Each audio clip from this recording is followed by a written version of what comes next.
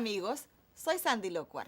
Gracias por estar aquí conmigo en Nación RD, un programa que aborda temas que tienen que ver con el desarrollo de la República Dominicana. Si hay un tema que está pendiente, como una espina en el zapato, que genera muchísimo gasto y mucho más comentario, a favor, con manipulación o sincero, el tema energético es el punto nodal de la crisis de la economía dominicana, por lo menos a mi modo de ver.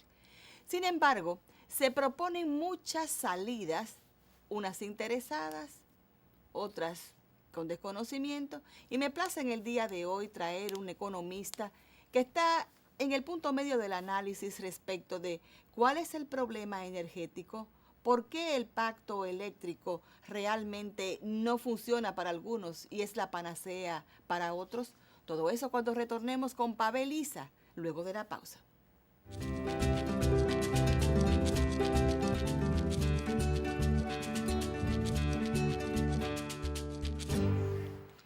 Estamos hablando con Pavel Isa sobre la crisis energética, pacto eléctrico y todo lo que tanto se discute. Gracias por estar aquí con nosotros. Gracias por tenerme, Sandy. En verdad, Pavel, yo creo que hay poco tema que se contamine tanto con opiniones interesadas como el pacto eléctrico y como el problema energético dominicano. Te he invitado porque he leído artículos que tú publicas y parece que no estás de ninguno de los dos bandos. Te felicito por eso, porque a veces tenemos tanto economista pago por el sector generador y tenemos también tantos otros voceros que estuvieron involucrados en la génesis de la crisis y que obviamente tienen que salvar la cara y quizás no den una visión tan importante. Si tú tuvieses que definir en una palabra ¿cuál es la raíz del problema energético dominicano? ¿Cuál sería? La falta de cobro. El problema fundamental del sistema eléctrico dominicano, y en eso coincido con el sector privado, con la Asociación de Empresas Distribuidoras, que ha sido, digamos, vocal en esto, es que la caja no funciona. La caja no funciona, ¿por qué? Es decir, si el precio de la energía fuese a un costo real, ¿podrían los dominicanos pagarla? No. A ver, el problema de la caja tiene dos elementos. Uno es el precio, pero el precio no es el principal problema. Es uno de los problemas, pero no el principal. El principal problema es que tú tienes unas pérdidas de energía, es decir, las empresas distribuidoras compran energía, la colocan en las redes y de esa que colocan en las redes no cobran el 30%, porque no facturan, ¿ya? No facturan suficiente. Y no facturan suficiente por dos razones. Una, fraude, mondo y lirondo. Es decir, en sitios donde están bien servidos con medidores, con infraestructura adecuada, hay estructuras complejas de robo de energía. De hecho, por eso se estableció la Procuraduría General Adjunta para el Sistema Eléctrico, para la electricidad, el famoso Pegase, ya hace más de una década. Bueno, sabes que con Pegase, yo tengo una información que me gustaría decir.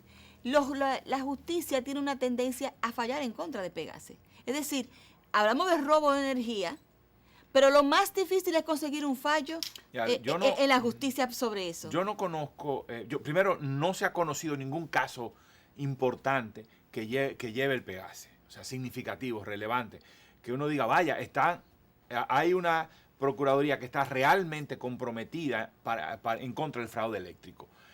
Luego están los otros temas de si lleva el caso bien, y luego, no sé, en el tema de los tribunales, si hay sesgos de los tribunales. Yo lo que más estoy familiarizada es con los casos, porque he hecho reportajes y porque tengo también gente involucrada, con el caso de la justicia fallando en contra por muertes que no son por robo, sino una persona que está conectada de manera irregular, ¿me entiendes?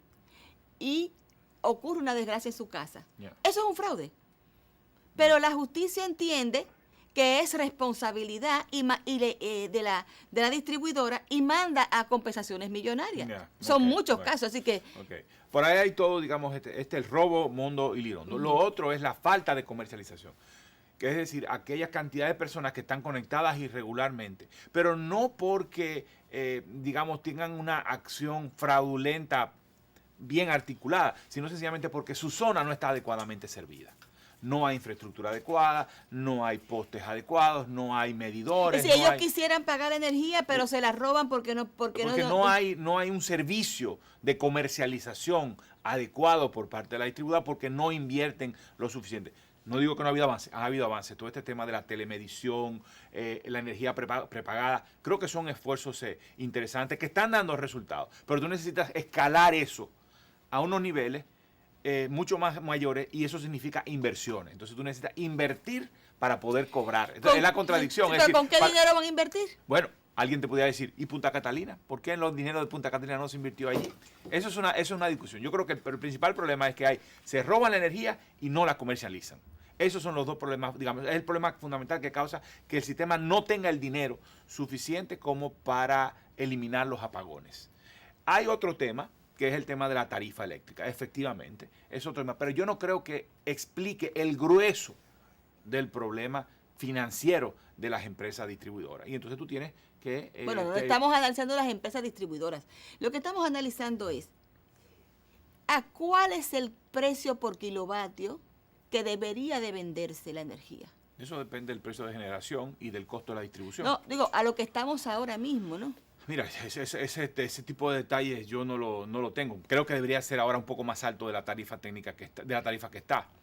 Pero por 3 años tuvimos una tarifa, no, quizás no tanto, quizás 2 años, tuvimos una tarifa por encima del costo, porque el precio del petróleo bajó. O sea, la tarifa es muy sensible al precio de los combustibles. Yo digo porque la tesis mía, que vengo siguiendo el sector después de un tiempo, es que realmente al costo de generación que tenemos, si traspasamos todo eso para hacerlo rentable, la gente generalmente no lo podría pagar. Bueno, entonces ahí tú sí tienes una razón, una buena justificación para subsidiar al consumidor.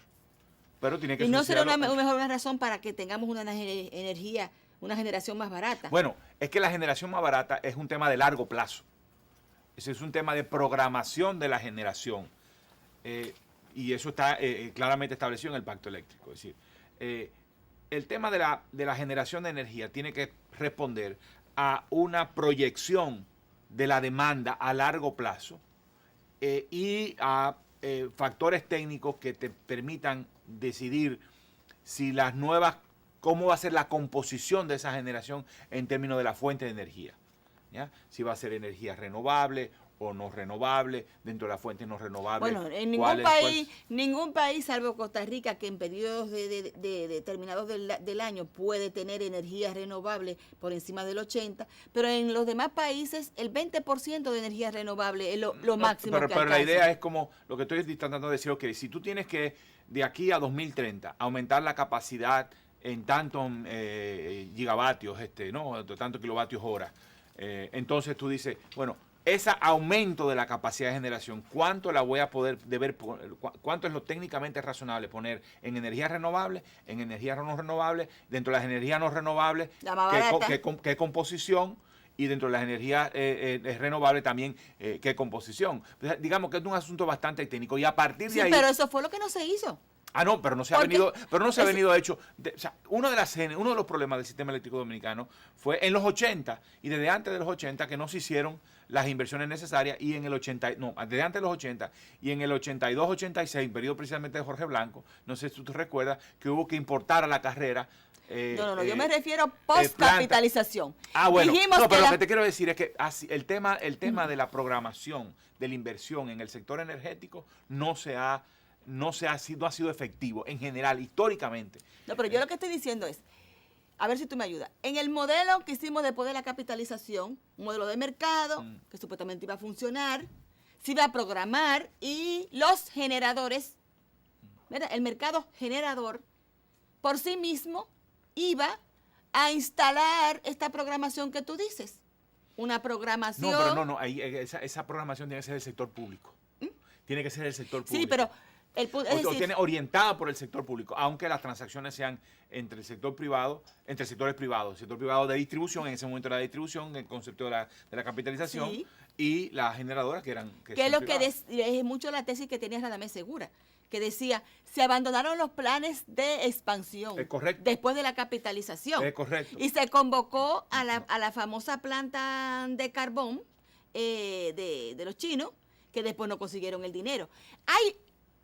Este problema es un problema que tú lo analizas desde por encima y dices, bueno, la solución es aquí, pero cuando se va a implementar, es que vienen los problemas. Tienen los intereses. No, y también sin intereses. Es decir, todo el que viene a instalar generación, aunque tú lo licites, dice, no, tú tienes que garantizarme una compra. Claro, claro. Bueno, pues, Explícale eso a la gente que no lo entiende. Si las EDES fueran, digamos, privadas, y yo no estoy abogando porque necesariamente las EDES fueran privadas, digamos, sería un trato entre privados. No, pero tiene que ser orientado por el sector público, donde el sector público diga, mira, esta es la proyección de la demanda, las EDES van a necesitar tanta energía, por lo tanto, tú tienes una oportunidad de hacer negocio. Miren a ver. Es que el que viene a instalar dice, no, garantízame una compra mínima. Bueno, pues es un mercado lo que pasa atípico. es que como las EDES son públicas, es decir, aunque sean privadas. No, pero si como son públicas, le está diciendo al Estado, garantizamos algún tipo de precio. Si no, me refiero a los generadores. Vamos a suponer que hacemos una licitación, ¿verdad? Dentro del esquema totalmente de mercado. El gobierno solamente programa y convoca una licitación como se convocó con la de carbón que ganaron los chinos aquí. Ellos querían una garantía, ¿no te acuerdas? Sí, sí. Todo el mundo quiere, para hacer ese tipo de inversión, yo no voy a venir aquí a invertir una tremenda planta para que después tú lo metas en una bolsa de licitación y otro más barato que yo vaya antes que yo. La gente no se quiere arriesgar en la generación energética. Pero también, yo entiendo lo que me estás diciendo, y tiene que asumir el riesgo, pero en un país con fragilidades institucionales como esta, en donde las EDES son propiedad pública, entonces dice, bueno, yo necesito algún tipo de garantía. Bueno, pero que antes fueron privadas. Y tampoco, mientras fueron privadas, tampoco se produjo. Lo que pasa es que fueron privadas por un periodo relativamente corto de tiempo hasta que la crisis estalló, fue 99, 2000, 2002, 2003, estalló la crisis. El negocio de distribución es un negocio malo, un negocio difícil, ¿no? Y soltaron el negocio, ¿no? ¿Quién lo soltó? Bueno, primero fue Endesa. ¿El sector privado? Endesa, España, la empresa española, ¿no?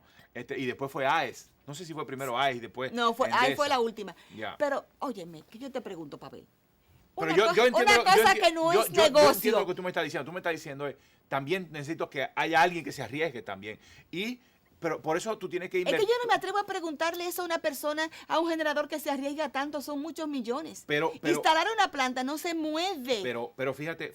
Una barcaza sí. Pero tú tienes que decir, ok, esos son temas ya muy, muy técnicos, pero tienes que decir, yo me voy a asegurar de que la inversión sea de un tipo de energía a un costo de generación lo suficientemente bajo como para garantizar que en el orden de mérito yo entro. Es decir, el orden de mérito, hay que recordar, las plantas de energía entran al sistema por orden de mérito.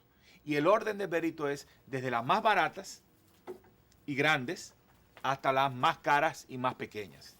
¿No? Entonces, por eso después la barata factura al precio de la última que entró. Por eso. Que yo no he visto eso nunca. Una ley de oferta y demanda donde el que oferta barato después coge el precio del que ofertó caro.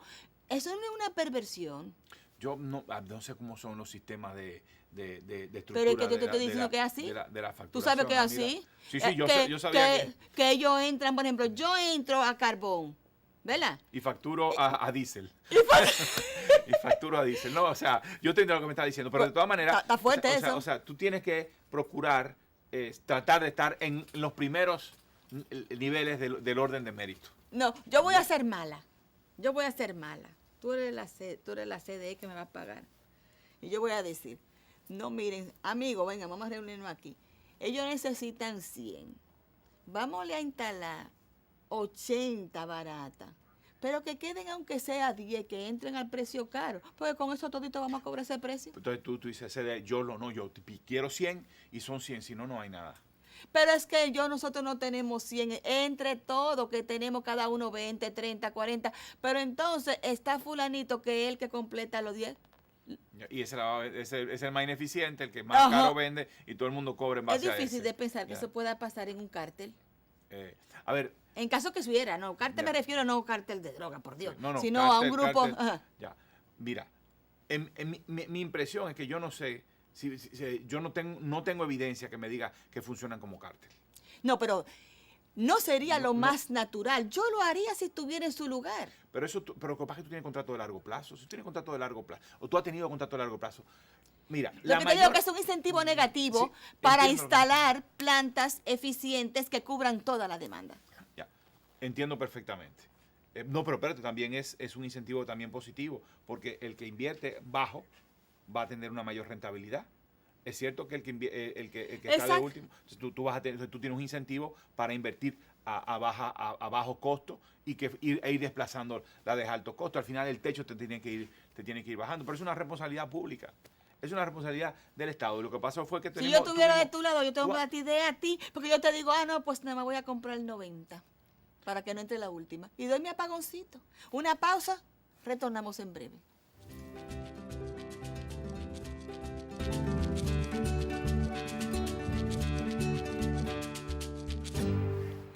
Estamos conversando con Pavel Isa sobre el sistema eléctrico dominicano. Creo que nos enredamos mucho, Pavel, con el tema nos divertimos demasiado en el tema de si es un esquema perfecto para competencia, que parece que no lo es.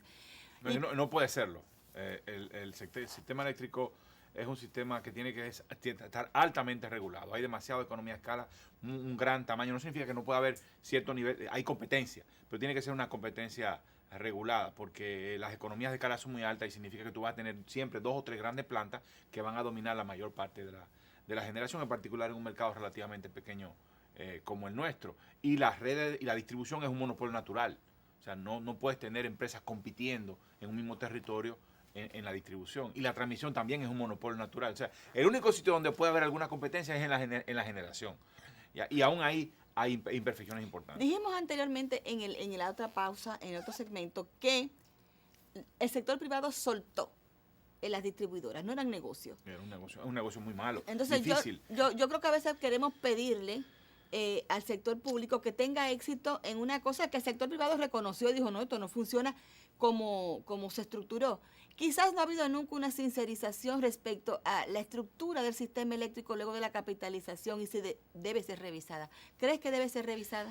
Yo pienso que en el caso de la distribución, que es donde está el problema fundamental, no significa que no haya temas de generación relevante, pero en el caso de la distribución hay que buscarme esquemas, y creo que el Pacto Eléctrico lo considera y lo hace de manera interesante, considera mecanismos innovadores. Por ejemplo, habla de asociación público-privada, asociación comunitaria pública, comunitaria privada. Ay, que yo no entiendo eso. Detalla eso bien. Ok. En un barrio tú montas una cooperativa y esa cooperativa junto con una empresa privada se encargan de mejorar la distribución en el barrio. Tiene eso. Bueno, pero entonces eso por eso el tema es la escala. Entonces, en otra zona que no hay buen cobro, establecete una alianza. Puede ser, en este caso, cooperativa en el barrio, pero también pudiera ser pública, privada. Es decir, la EDE pública, en alianza con el sector privado, montan algún tipo de esquema que en el sector privado pone recursos, el sector público tiene el músculo del sector público para elevar la cobranza, con inversiones nuevas, pero también... Ese es un problema que los invitados de las distribuidoras, cuando vienen aquí nos hablan, ¿con qué dinero vamos a invertir? Si nosotros casi estamos vendiendo ras con ras. Por eso yo pienso que el tema fundamental fue, o sea, la prioridad en la inversión de recursos públicos no debe haber sido en la generación, debe haber sido en la distribución, porque entonces tú empiezas a resolver el problema. ¿Ya? Lo otro, que sigue siendo importante, debió de haberse mantenido en un esquema de licitación privada. Es decir, licitación hacia los privados, licitación pública pero hacia los privados con recursos privados. Es cierto que está todo el tema de la garantía soberana, del tema de fijación de garantía de precios y demás. Bueno, ahí hay un tema, pero el problema fundamental es la falta de inversión en distribución y la búsqueda de esquemas innovadores que le permitan. Yo difiero, porque si tú mejoras, claro, hay que hacer la mejora en la distribución que se ha tardado demasiado. Pero yo lo que digo es, un negocio es viable o no es viable a partir de que el bien que se vaya a producir, el consumidor que lo va a comprar, tenga la capacidad de compra. Porque si una energía es muy cara, yo creo que había que enfocarse primero en bajar el precio de la energía. Yo pienso que no. Yo ahí difiero de ti. Yo pienso que había que enfocarse en cobrar. Ahora, otra vez puede hacerse paralelo, no sé. No había había dinero para tanto, el ¿no? problema es que mira lo que pasa con una planta que genera a bajo costo. Es como si tú tuvieras tú tienes una tienda y tú tienes un anaquel, unos tramos con productos afuera en la calle. Entonces, de esos productos hay una parte de la población que toma el producto y te deja el dinero en una latica y te lo paga, y hay otra parte que toma el producto y se lo lleva. ¿Ya? Entonces, para tú enfrentar ese problema, ¿qué tú estás haciendo? Tú lo que estás haciendo no es poniendo a una gente a vigilar para que cuando tomen la mercancía paguen, o una cámara de vigilancia, por ejemplo, para identificar a los ladrones. ¿No? Ay, me mataste mi argumento. Entonces, lo que está poniendo es, mi respuesta es, yo lo que voy a hacer es poner mercancía más barata en el anaquel. Entonces, sigue con el mismo robo, pero obviamente de mercancía más barata. Bueno, entonces, pero eso porque no consideras que el bien que la persona se está robando es un pan, que se lo estabas vendiendo a 10 pesos. Si se lo pone más barato, le dicen, mira, tiene que pagarlo. No, hay un tema. Todas las economías de la región, Sandy, todas las economías de la región tienen ese problema. Si el costo de la generación en una isla caribeña siempre va a ser el más elevado. O sea, eso ha sido... Y entonces la gente por supuesto, mientras más la economía crece, más potencial habría para generar a menor costo. Pero en general en el Caribe la generación es elevada porque se trata de plantas de menor tamaño cuyo costo por kilovatio es mayor que las plantas de mayor tamaño. Entonces, ¿cómo estamos nosotros en relación con el precio de la energía? No muy diferente con respecto al Caribe. Con respecto al Caribe, en términos pero ellos no tienen una economía tan dinámica como nosotros. Bueno, ¿no? Entonces, nuestro tamaño debería de ser aprovechado para reducir, para acrecentar el tamaño medio de las plantas y reducir el costo de generación. Por supuesto, no depende solo del tamaño, también depende de los combustibles. Y los combustibles son muy volátiles, ¿no? En particular los que tienen que ver con petróleo. Carbón tiende a ser más estable. También está el tema de gas natural, pero el gas natural, hubo un periodo en el que sencillamente no había gas natural. Tú no podías firmar un contrato a largo plazo porque la explotación no estaba garantizada. Alguien que se le explique a los ecologistas que dicen que ¿por qué no se hizo gas natural? Ahí pero si la hubiesen hecho, hubiese estado sin combustible. Había un problema de que no había disponibilidad. Nadie, o sea, cuando tú instalas una planta de gas, tú tienes que tener garantizado el suministro de gas por los próximos 5 o 7 años a través de un contrato. Y nadie estaba dando un contrato. No había contratos disponibles porque no había suficiente. Porque de momento todo el mundo le cayó atrás al gas. Eso fue, creo yo. Sí, y entonces las inversiones para extraer nuevo gas, para producir nuevo gas, no estaban. Efectivamente. Entonces yo lo que pienso es que, volviendo al tema, es que debieron de enfrentar el tema de la distribución para resolver el problema de caja. Resuelves así el problema también a largo plazo del subsidio eléctrico. Es decir, el grave problema que tenemos es que el gobierno con nuestros impuestos está financiando la energía eléctrica, un bien que es un bien privado. O sea, no es como la protección del medio ambiente, la seguridad pública. Es como que te subsidien el espagueti, es como que te subsidien la llamada telefónica. Pero es que yo creo que la electricidad no es un bien tan privado, es verdad que tiene más mérito. Es verdad que tiene más. Privado, No, la energía eléctrica es un bien imprescindible. Un hospital no te funciona sin energía. No, pero espérate, no estamos hablando de lo que insumos para producir un servicio público como. Y la persona, aunque sea un bombillo y una nevera, necesita. Es un servicio público. Ya. Y es un servicio público importante, pero no es un bien público en el sentido de que no tiene por qué ser provisto por el gobierno y satisface una necesidad privada. Ahora, cuando usted está hablando de protección del medio ambiente, seguridad pública, defensa nacional, ya tú estabas, infraestructura vial, ya eso sí son bienes públicos muy cerca de lo puro, donde no hay otra forma que no sea el Estado que lo provea. En el caso de la energía eléctrica, tú puedes tener perfectamente un esquema privado. Lo que pasa es que tiene que ser altamente. El bien público es la regulación. El bien público fundamental ahí es la regulación del sistema eléctrico. Ahí yo difiero, porque realmente desde la concepción de bien público tradicional no lo es, pero ha devenido en una necesidad tan necesaria Valga la redundancia. que Absolutamente. que deviene eso en una obligación del Estado en proveer un mínimo, igual que la educación. No, pero igual que, eso se puede hacer a través, no tiene por qué ser a través de la provisión pública. No es forzoso. No digo que no la quito, o sea, no lo excluyo de ninguna manera. Pero debe garantizar el gobierno que haya energía. Pero tiene que garantizarlo con un Estado regulador, un Estado que obligue a la gente a cumplir con sus responsabilidades, todos quienes forman parte del sistema eléctrico, ¿ya? Pero tú tienes a gente, nosotros que consumimos energía eléctrica de alguna manera siendo subsidiados a través de nuestros impuestos. Ese es el grave problema. Y es un subsidio que reciben principalmente los sectores que más consumen energía, no los que menos consumen energía. ¿Me doy a entender? O sea, es un subsidio muy regresivo. Es en contra, o sea, es dinero que pagamos de los impuestos al servicio de quienes más consumen energía. Y eso hay que... ¿Tú no me está gustando? No. A mí no me está gustando por donde tú estás caminando, no. No, los que te... Porque oiga lo que él está diciendo. Oiga.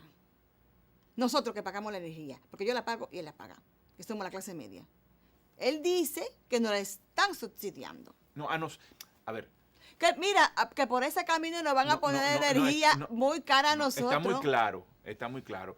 Todos los estudios dicen que el subsidio energético es un subsidio en los cuales los que más consumen energía son los que más se benefician. Eso está clarísimo. Eso, yo creo que ahí no hay mucha discusión. Por eso la urgencia de reducir las pérdidas del sector energético. Pero los que más consumen es clase media para arriba. Es decir, dilo con tus palabras. Díselo a la gente. Nos tienen que subir energía.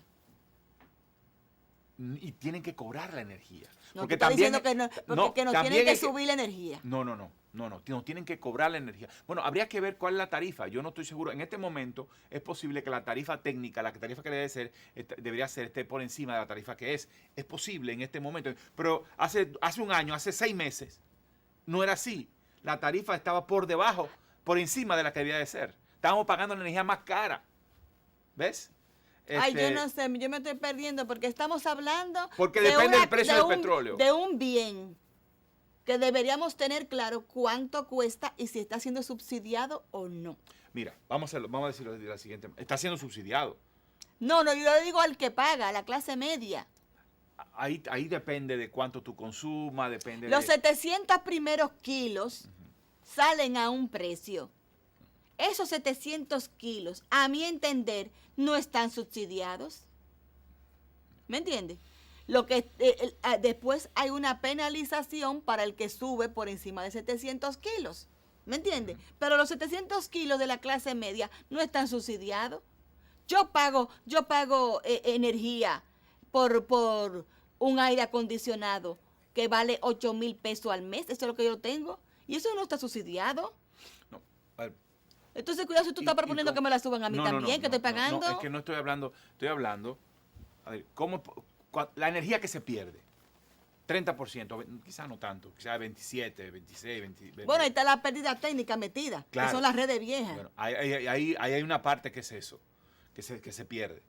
Hay otra parte, sencillamente, que se consume y no se cobra. Pero de cuenta hablando de los barrios marginados. Hay otra parte que es fraude. Simple y llanamente, fraude. Es decir, como dije al principio del programa, hay una parte que es barrios donde no hay labor de comercialización por parte de la sede, porque tendrían que invertir, tendría que hacer como se hizo en Los Manguitos, una inversión muy significativa, y funcionó. Y todo el mundo paga su energía eléctrica. Yo estoy muy familiarizada porque yo trabajé con una empresa de esas. Y a un precio donde la gente se siente cómodo pagando. Le voy a explicar lo que se hizo en Los Manguitos, miren. Usted, cuando va a utilizar su teléfono, usted le pone una recarga, ¿verdad? Pues así mismo es un sistema de electricidad donde usted va y compra la electricidad que usted va a utilizar en una tarjetita, se la pone al medidor y así usted ahorra. Pero hubo que hacer toda una inversión, y una inversión muy elevada en ese sector. Así es que Sudáfrica ha peleado este tema, ¿no? Que tenía el mismo problema con nosotros, unas marañas de redes en los barrios, nadie pagaba.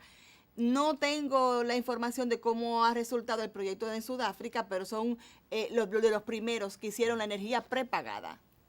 Entonces, ese 30%, 25% que se pierde, hay una parte importante que alguien la está usufructuando sin recibir, sin pagar. ¿Ya? Hay una parte sí que la consumen los pobres, pero como los pobres consumen poca energía frente a los ricos, pues entonces los ricos son los que más están siendo beneficiados. Lo otro está el tema de la tarifa, que a veces es subsidiada y a veces no. Pero, papá, lo que yo no entiendo, si ustedes son economistas, ¿cómo puede decirse, el problema está aquí? Si tú mismo reconoces, no lo he medido, no lo tengo tan... No. Es una sospecha que tienen entonces. No, hay una sospecha, pero bien informada. Tampoco es que no es... Vamos a hablar sobre esa sospecha bien informada cuando retornemos luego de la pausa.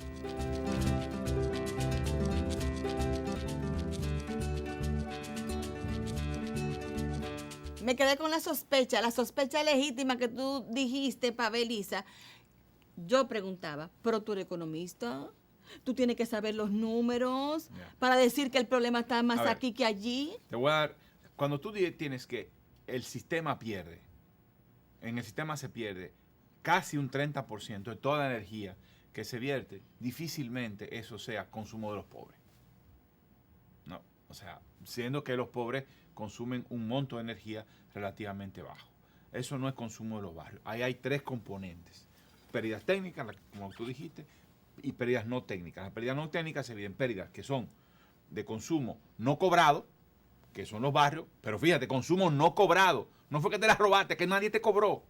No hiciste la inversión para que como se hizo en el manguito, ¿no? No, es que el manguito es prepagado. Pero bueno, pero mira, eso es. Las distribuidoras tienen un medidor a la entrada del barrio, que es el que sabe cuánto entró para ese barrio. ¿Me entiendes? Pero después, cada persona tiene que tener su contador. Sí. Resulta que tú pones un contador y de ese se enganchan 5. Bueno. Y cuando tú vienes a sacar la diferencia entre lo que tú pusiste a la entrada del barrio, que es el que te dice la energía que entró, y después la energía que tú facturaste, ahí es que tú te das cuenta, ven acá, pero esto no machea. Entonces tú buscas a los técnicos que vayan con una guaguita a cortar todo el que está pegado de los 3 contadores que hay. Y entonces viene la tiradera de piedra. Bueno, pero si es un contador, debe contar. Que hayan pegado 1, 2, 3, tienen que contar. No, porque los contadores lo truquean, por eso lo que te digo, tú tienes, el que no te truquean es el que tú pones adelante, que ellos no tienen acceso, ¿no? En el poste, que te dice cuánto entró. Claro. Entonces, ¿cuánto entró y cuánto facturé? Hay una cultura, tenemos una cultura que viene de Trujillo, en donde el servicio de energía eléctrica es un servicio Pero obviamente público. las distribuidoras tienen que hacer muchísimo más. Tiene que hacer su trabajo. Yo me acuerdo cuando se hizo el sellito, ¿no te acuerdas? La plaquita, que era una plaquita para que las personas se regularizaran y pagaran un mínimo. Sí. ¿Me entiendes? Eso fue en la época, te estoy hablando, creo que cuando Temito Clemontá o antes, cuando Macorís, y la gente pagaba un mínimo de consumo. Lo que pasa es que la gente, después que tiene la plaquita, entiende que puede poner un aire, un qué sé yo qué. ¿Me entiendes? No es una tarea tan fácil. No, por eso yo hablaba de las soluciones innovadoras. El Estado, claramente, gestionando la sede, no tiene la capacidad, no ha dado pie con bola. Intentó el sector privado hacerlo cuando estaban privatizadas, tampoco dio pie con bola y soltó el negocio. Usted va a decir a Los Ángeles del Cielo que entonces hay que reconocer que en el caso del sector privado lo soltó en banda, como dice la gente, porque fue un momento muy difícil, una crisis muy fuerte económica, porque fue 2003-2004. No, pero AES, recuerde que AES soltó en banda después. AES aguantó porque AES tenía su contrato de provisión propia con su cosa de gas. Después que AES suelta. Eso no es un negocio. Pero es un negocio, por eso digo que tiene que haber soluciones innovadoras, distintas. O sea, para tú cobrar en los barrios, ¿no? En donde no hay todavía no hay suficiente inversión, ¿ya? Tienes que buscar esos acuerdos. Y luego, el tema del fraude. Entonces, para tú enfrentar ese problema, tú tienes que atacar el fraude con casos sonoros. Yo siempre uso esta expresión. Tú necesitas los Lola Flores del sistema eléctrico, del fraude eléctrico dominicano. ¿Se acuerdan el caso de Lola Flores, que fue a los tribunales españoles por evasión de impuestos? Y hubo un gran escándalo, fue una muestra de fuerza. No, pero vente más cerca aquí, ¿cómo que se llama el del Grupo Metro? Que el de la DGI lo está llevando a la cárcel. Bueno, pero necesitamos para el tema, necesitamos eso para el sector eléctrico. Grandes casos, importantes casos que sean notorios, que digan, aquí las sedes están para cobrar y se está enfrentando el tema del fraude eléctrico. Luego, voy a invertir para cobrar allí donde no estoy cobrando y resolver a través de mecanismos innovadores el tema de cobro en los pequeños consumidores. Mientras hago las inversiones necesarias para gradualmente ir resolviendo el problema. Y no puede ser una solución innovadora, por ejemplo, que las sedes digan, contraten a expertos eléctricos, ¿verdad? Con su poder. Lo que usted consiga además en un sitio, un fraude, tanto es suyo. Bueno, tiene que haber... Pero para las industrias y para todo... Bueno, es decir, se pueden contratar, ¿verdad? Empresas especializadas en detección de fraude y que cojan 1% del fraude que detecten. Bueno, claro, no está exento de conflicto, porque hay interés. Pero que cómo va a cobrar si no es con conflicto. Hay un incentivo, porque hay un incentivo también a acusar a alguien de delito que no cometió solo para cobrar. Pero bueno, sí, está bien. O sea, creo que hay que abrir las posibilidades a diferentes mecanismos. Yo creo que la diferencia está en que la generación, tú tienes tu personal allí. Tú lo controlas, tú lo contrataste, tú generas tu energía, tú la pones en un cable y de ahí para allá tú cobras. El problema está en la distribución. Tú tienes cuchumil gente que tú tienes que es una red pública. Que tú tienes que estarlo acechando, y toditos están por regañarte a ti. Claro, y en particular la resistencia a pagar cuando en el barrio te dan 8 horas de apagones.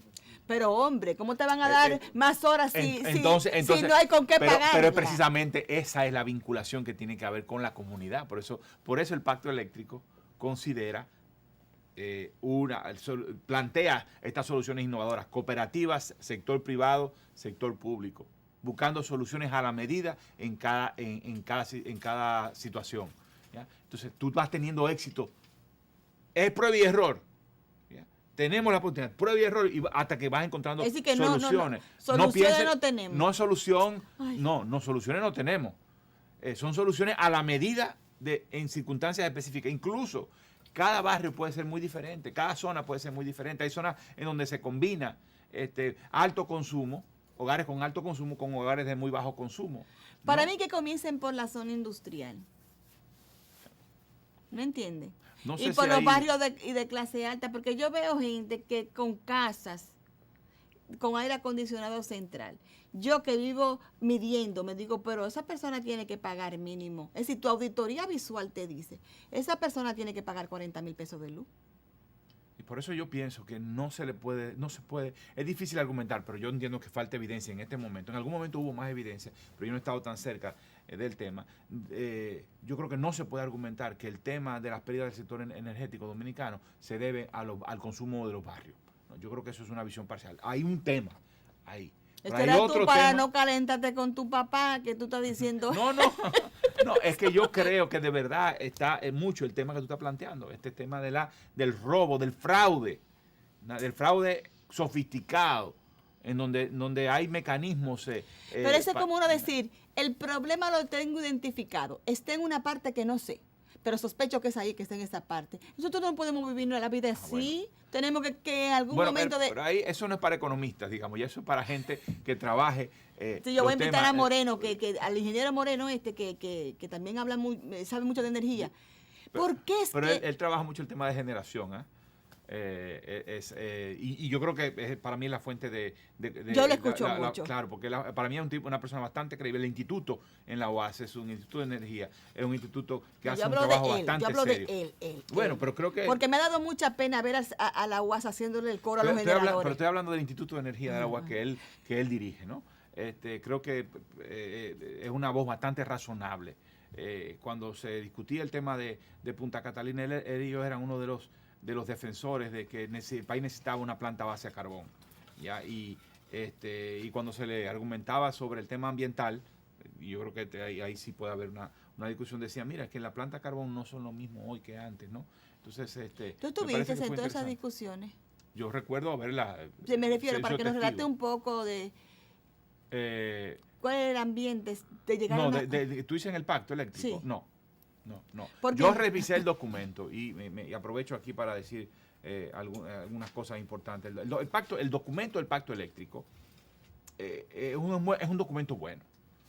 No es un documento innovador, ¿no? Porque no sale más allá de algunos elementos como esto de las soluciones, valga la redundancia, innovadoras en materia Esto de no es distribución. innovador, la cooperativa la tenía desde antes. Y Bueno, pero planteada como solución nacional, como solución para abrir, y además que todo el mundo tuviera que existe esa publicidad, porque eso no se conoce, no es ampliamente conocido. Entonces, pero es un documento que sienta las bases, y fue un documento muy difícil de armar. Muy difícil. Yo no fui a todas las reuniones, fui a algunas y vi un poco era difícil establecer, ponerse de acuerdo. Es un documento que alguien, digamos, con mucho conocimiento del sector diría, pero eso lo podría escribir yo, y yo sabía que eso era así. Sí, pero que todo el mundo se pusiera de acuerdo y todo el mundo levantara la mano y dijera, sí, estamos de acuerdo con esto, fue terriblemente difícil. Y establece un marco general de por dónde debe caminar el sector eléctrico. El problema es, repito, la credibilidad del compromiso. ¿Sí? Hay compromiso para cumplir muchas de estas cosas, pudieran haber venido siendo implementadas sin llegar al pacto eléctrico, pero no se han hecho. Entonces, ahí es que está el problema, no en el documento. El documento es un documento que te habla de planificación de la generación a largo plazo, resolver el tema de la distribución, la cuestión de las energías renovables, el tema del peaje y la transmisión de energía. O sea, toca todos los aspectos de la problemática energética. Y lo hace estableciendo un marco general. Repito, este es un pacto. Yo mismo me acerqué al documento del pacto con mucho escepticismo. Pero tengo que reconocer que cuando lo leí dijo, caramba, pero es que esto no es un plan. Un plan sí tiene que decir A, B, C, D, E. Pero ese no es un plan. Es un acuerdo general que tiene que seguirse con un plan específico. Y que debe ser despolitizado. El PRM hace muy mal en politizar ese tema. Muy mal. Yo siento que el beneficio del pacto, que no lo conozco en el detalle que tú lo tienes, es que por fin, y luego de un cúmulo de problemas y de tanto hablar, la gente va entendiendo algo de una cosa que la gente solamente sabía a decir llegó o se fue. Llegó la luz, se fue la luz. Pero es un proceso, una cosa tan complicada lo que involucra el negocio eléctrico, que por lo menos que los principales actores comiencen a tener un lenguaje común, es la virtud del pacto. Yo creo eso. Y que entiendan que el tránsito de la reforma del sector eléctrico tiene que caminar por las líneas, por las sendas que plantea el pacto. Lo que pasa es que eso amerita de un plan más concreto en cada una de las áreas. O sea, de aquí a 2050, ¿cómo vamos a programar la generación de energía? ¿Qué tipo de energía vamos a priorizar? ¿Y por qué? ¿Cómo vamos a conciliar? Y ya conociendo lo que funciona y lo que no funciona. No ponerse a escribir allí, vamos a instalar qué sé yo cuánto, cuando saben que el sector privado no se va a motivar. No. Ya por lo menos ha quedado claro que hay cosas que hay que empujar del sector público. También. Entonces, pero te dice, bueno, la generación en 20 años, 30 años, tiene que ser de este tipo, con razonamiento técnico sobre qué fuente de energía tendrá, dónde debe estar instalada cada una de ellas, porque no puede ser que toda la energía siga estando concentrada alrededor de la capital o el este, faltando generación en el norte. Entonces tendrías que utilizar la transmisión para transmitir hacia el norte, lo cual es costoso. Es costoso. Luego, ¿cómo vas a enfrentar el tema de la distribución? ¿Cuál es el compromiso de inversión que va a haber en distribución para que en los barrios se empiece a pagar y el fraude se empiece a atacar, ¿no? Para el tema de la transmisión, ¿cómo vas a continuar renovando el sistema de la transmisión de energía? En fin, o sea, si va a hacer comercialización separado de distribución, ese es otro tema. A veces decimos, no, distribución es confundir, como acá está funcionada, distribución o comercialización, Tú puedes pensar, pero realmente son dos. Una cosa es que te lleven la energía a tu casa y otra cosa es quién te la cobra. Entonces es una labor pudiera ser especializada. Bien, hemos tenido una conversación sincera y la sinceridad comienza por decir, no hay una varita mágica para resolver este problema. Gracias a Pabelisa por haber estado con nosotros y por traernos sus aportes sobre este problema tan grave de la República Dominicana y a ustedes por estar con nosotros. Hasta la semana que viene.